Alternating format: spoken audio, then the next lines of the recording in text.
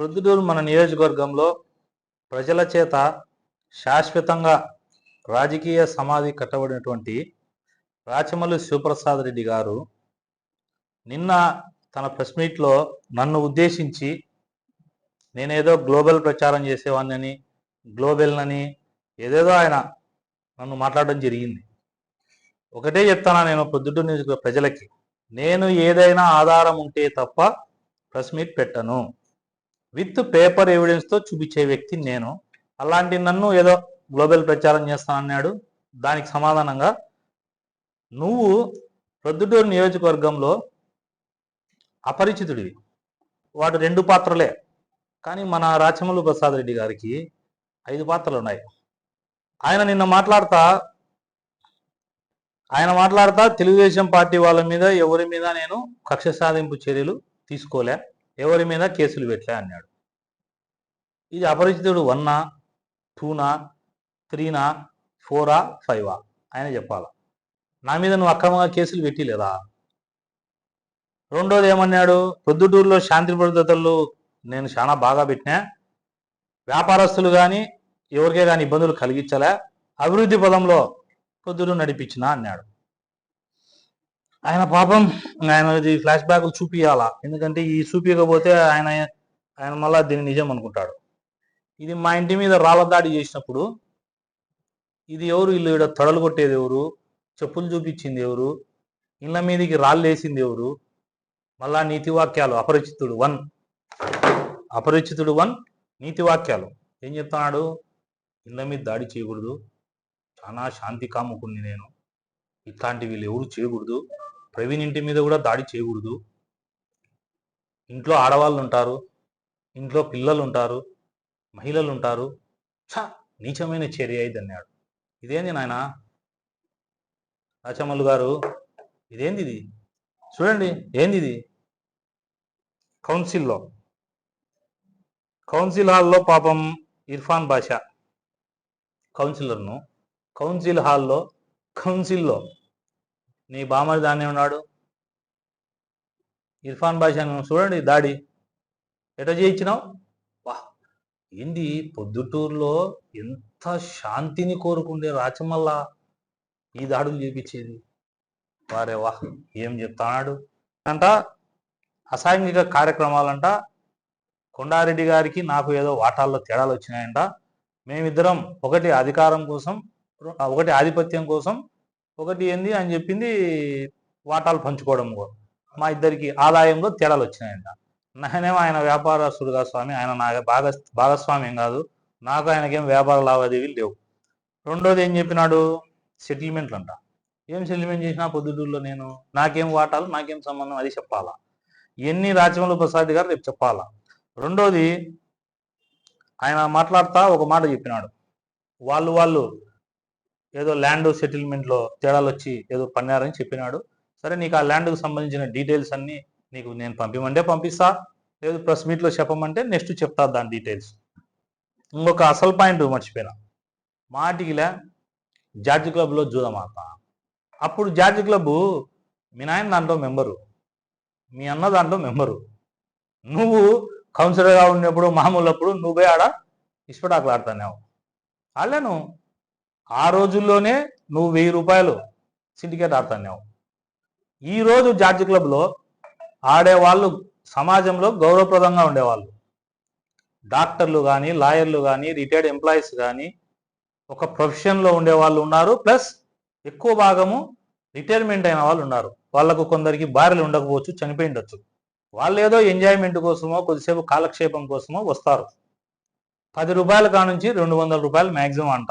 ఆడ వాళ్ళు ఏదో గేమ్ ఆడుకుంటున్నారు, పోతున్నారు.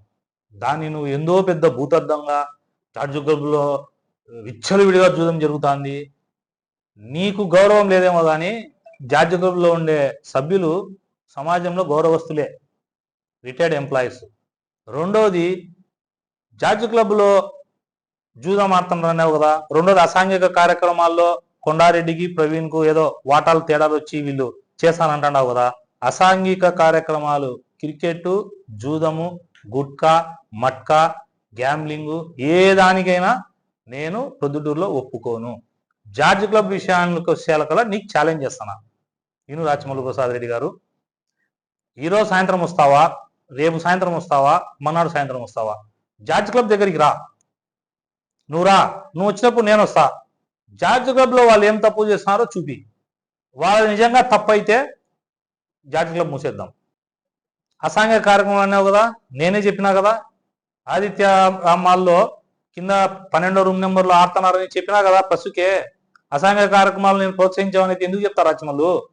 నేనే ఎస్పీ గారికి, ఇక్కడ ఉన్నటువంటి అసిస్టెంట్ ఎస్పీ గారికి నేను కంప్లైంట్ చేసిన. అది ఈరోజు జరగడంలే. లేదు, ఇప్పుడు కూడా అది ఛాలెంజ్ చేస్తానా. ప్రొద్దుటూరు టౌన్లో కానీ నియోజకవర్గంలో కానీ ఎక్కడైనా ఏ చిన్న అసాంఘిక కార్యక్రమాలు జరుగుతా అంటే నాకు ఫోన్ చేసి చెప్పు. నాకు చెప్పనీకి నీకంటే వయసులో చిన్నోనని నీకు చెప్పలేకపోతే నువ్వెవరైనా ఒక మధ్య మనిషో, ఒక విలేకరో, లేకపోతే ఒక లాయరో, ఒక డాక్టరో, ఎవరైనా ఒకరితో పలానా సాట పలానా ఇది జరుగుతుంది చెప్పు ప్రవీణ్ అని చెప్పు, నేను ఆపిస్తా. అసాంఘిక కార్యక్రమాలు ఎప్పుడు తెలుగుదేశం పార్టీ మా నాయకుడు చంద్రబాబు నాయుడు గారు కానీ లోకేష్ బాబు గారు కానీ అసాంఘిక కార్యక్రమాలు ఒప్పుకోరు.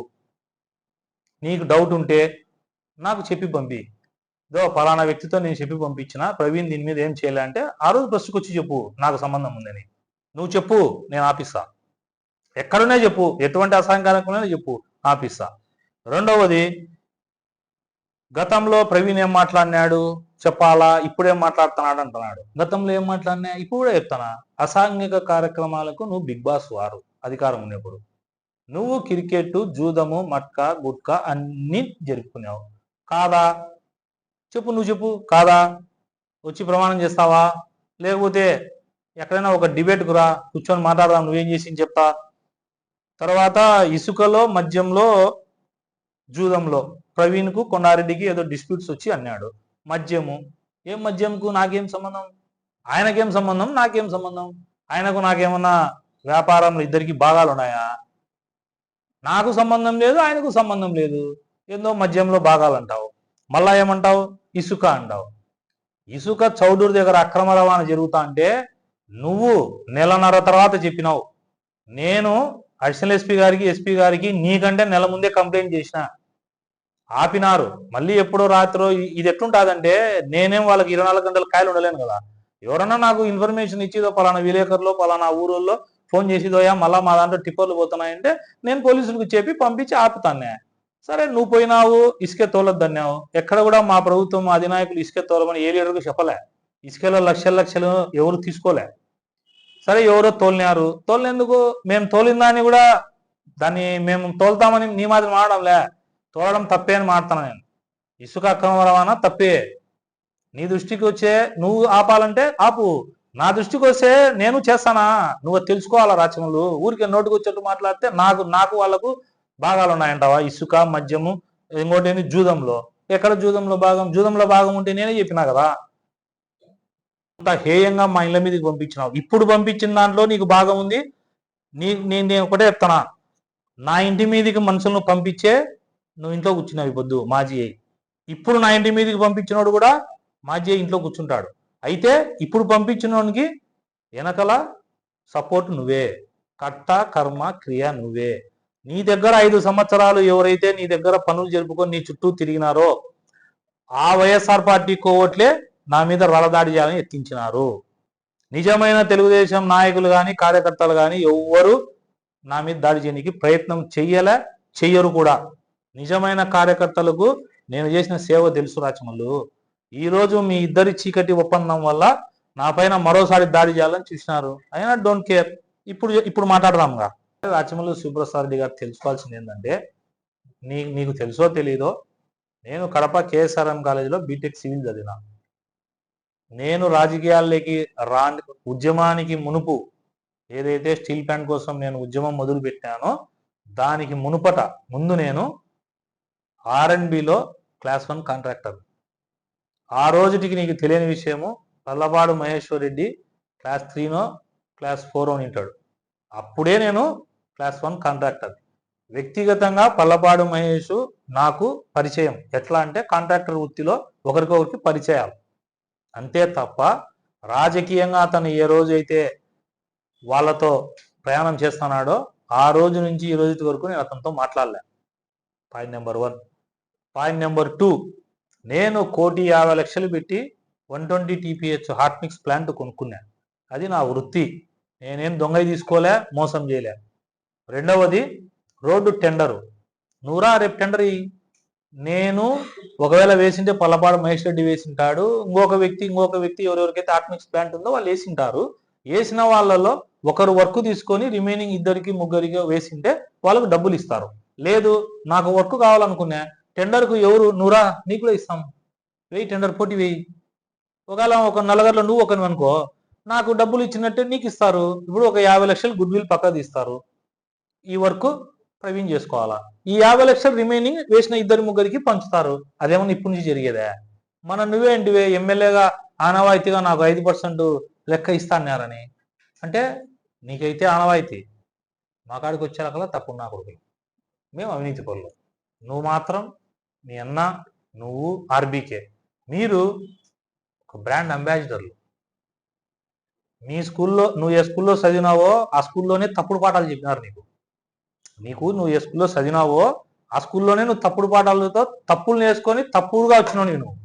నువ్వు మళ్ళీ ఈరోజు వచ్చి అతను ఏదో నా దగ్గరికి వచ్చి మా ఇద్దరికి వాటాలు, నాకేం వాటాలు, నాకేం అవసరం రా. ఈడ కాదు, నువ్వు all over India national highways వస్తే నాకుండే ఎలిజిబిలిటీకి వేయచ్చు. నేను తెలంగాణలో వేయచ్చు, ఏపీలో వేయచ్చు, నేను బయట కూడా వర్క్ చేస్తాడా. వేస్తాం. ఎవరో ఒకరు వర్క్ రాజీ అయితే డబ్బులు ఇస్తారు, లేదా నాకు వర్క్ కావాలంటే డబ్బులు ఇచ్చి తీసుకుంటా. నువ్వు రా రేపే పోటీ. ఎన్ని డబ్బా కొద్దులు ఎందుకు? పల్లపాడు మహేశ్వర్ రెడ్డితో నువ్వు వైసీపీ గవర్నమెంట్లో ఉన్నప్పుడు పర్సంటేజ్ నువ్వు తీసుకొని నువ్వు పల్లపాడు మహేశ్వర్ రెడ్డికి వర్కులు ఇచ్చినావా ఇలేదా? పులివెందల్లో పల్లపాడు మహేశ్వర్ రెడ్డి వర్కులు ఎట్లా చేస్తాడు? వైఎస్ఆర్సీపీ గవర్నమెంట్లో నీ సపోర్ట్తో కాదా? నువ్వు డబ్బు తీసుకొని అక్కడ ఉన్నటువంటి ఎంపీ గారు డబ్బు తీసుకొని అతనికి వర్కులు ఇచ్చి చేయించుకుంటే న్యాయం. అతనే ఒకవేళ ఇప్పుడు నేను పోటీకి పోతే కాంప్రమైజ్ అయినప్పుడు ఎవరో వర్క్ తీసుకొని నాకు డబ్బులు ఇస్తే ఇది అవినీతి. ఇది వాటాల్లో పంపకాల్లో గొడవ. మాకు ఎటువంటి వాటాలు లేవు. నేను స్పష్టంగా పొద్దురు పిల్లలకు చెప్తానా, వాళ్ళిద్దరికీ ఉన్నాయి కానీ ఆర్థిక లావాదేవీలు. నాకు కొండారెడ్డి గారికి ఎటువంటి ఆర్థిక లావాదేవీలు లేవు, భవిష్యత్తులో కూడా ఉండబోవు. నేను ఇండ్ల మీదకి దాడి చేయించే సంస్కృతికి నేను వ్యతిరేకం. వాళ్ళిద్దరూ కలిసే నా మీద దాడి చేసినారు. ఈ స్టేట్మెంట్కు నేను కట్టుబడి ఉన్నా. నా దగ్గర సాక్ష్యాధారాలు ఉన్నాయి, ప్రూవ్ చేస్తా. ఇంకొకసారి రాజమౌళి ప్రసాద్ రెడ్డి మాట్లాడేటప్పుడు నా గురించి జాగ్రత్తగా స్టడీ చేసి మాట్లాడితే మంచిది.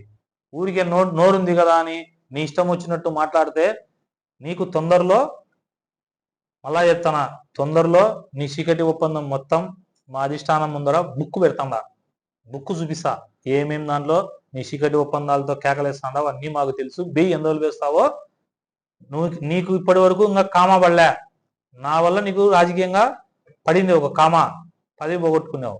ప్రజలేమో పొద్దుటూలు ఏమనుకుంటా అంటే నీకు శాశ్వతంగా ఇంకా పదవి రాదు. నువ్వు చేసిన అప్పుడు దౌర్జన్యాలకు, నువ్వు చేసిన మారణకాండకు నీకు రాదు. ఆ ఫ్రస్ట్రేషన్లో నువ్వు వాళ్ళతో కుమ్మక్కై నన్ను రాజకీయంగా ఎదగద్దని చెప్పి లోపకారి ఒప్పందం కుదుర్చుకొని నీచమైన రాజకీయం. దాన్ని చెప్పాలంటే మాటలు నాకు రావడం లేదు. ఎందుకంటే నాకనే వయసులో పెద్దోని, నేను మాటనే అనుకో పిల్లోడు మళ్ళా చూడు అట్లా మాటనే అంటారు. నువ్వు ఒక్కటి నేను నీకు ఫైనల్గా సవాల్ చేస్తున్నా. ఎస్ఎస్ మాల్లో ఫైర్ సేఫ్టీ ఉందా? ఎస్ఎస్ మాల్లో ప్రమాదం జరిగితే నీకు బాధ్యత లేదా? నువ్వు మాట్లాడవా? నీ నోరుకు టేపులు వేసుకున్నావు, నీ నోరుకు ఫెవిస్టిక్ వేసుకున్నావా? లెక్క తీసుకొని ఈరోజు ఆ ఎస్ఎస్ మాల్ నీ వల్ల పుట్టిన అక్రమ కట్టడమే. అది నువ్వే దీనికి కర్మ, కర్త, క్రియ అన్నీ నువ్వే. నీ వల్ల ఈరోజు వ్యాపారస్తులు రోడ్డును పడుతున్నారు, బ్యాంకీలు రోడ్డును పడుతుంది, తర్వాత ప్రజల ప్రాణాలు గాల్లో ఉన్నాయి. వీటన్నిటికీ పొద్దుటూరులో కారణం నువ్వే. ఫైనల్గా జూదాలు ఇవన్నిటి మీద నువ్వు ఇన్ఫర్మేషన్ ఈ మీడియా మిత్రుల్లో ఎవరో ఒకరి ద్వారా అయినా నాకు ఇన్ఫర్మేషన్ నేను రైడింగ్ చేపించా, ఎస్పీ గారికి చెప్తా. ఎస్పీ గారు చాలా స్ట్రిక్ట్గా ఉన్నారు వాటి మీద. ఇక్కడ ఉన్నటువంటి అడిషనల్ ఎస్పీ గారు స్ట్రిక్ట్గా ఉన్నారు, సిఐలు కానీ ఎస్ఐలు కానీ స్ట్రిక్ట్గా ఉన్నారు. నువ్వేమి ఇట్లాంటి చిన్న ఎగ్జాంపుల్ వాళ్ళు బాగా పనిచేసినారనే దానికి. గతంలో ఇబ్రహీం సిఐ ఉన్నాడు, ఫోటో వీడియోలో చూపించిన. ఇబ్రహీం సిఐ ఉండగానే తొడలు కొడతా రాళ్ళు వేస్తా నా ఇంటి మీదకి వచ్చినారు. మరి ఈరోజు 3 టౌన్ సిఐ గారు అక్కడ ఉన్నారు. ఒక్క వ్యక్తినన్నా ముందుకు రానిచ్చినాడా? మా గవర్నమెంట్లో పోలీసులు బాగా పనిచేస్తామనే దానికి ఇదే నిదర్శనం. లేకపోతే నిన్న వాళ్ళు నా ఇంటి మీద వచ్చి వేసేవాళ్ళు. పోలీసులు కరెక్ట్గా పనిచేసినారు కాబట్టే నివారించగలిగినారు. అదే నీ గవర్నమెంట్లో ఆడ ఈ మోట్లో ఇబ్రహీం సిఐ నిలబడి రాళ్ళే ఇచ్చినాడు. గుర్తుపెట్టుకో రాచమల్లు, నీకు మాకు తేడా గుర్తుపెట్టుకో.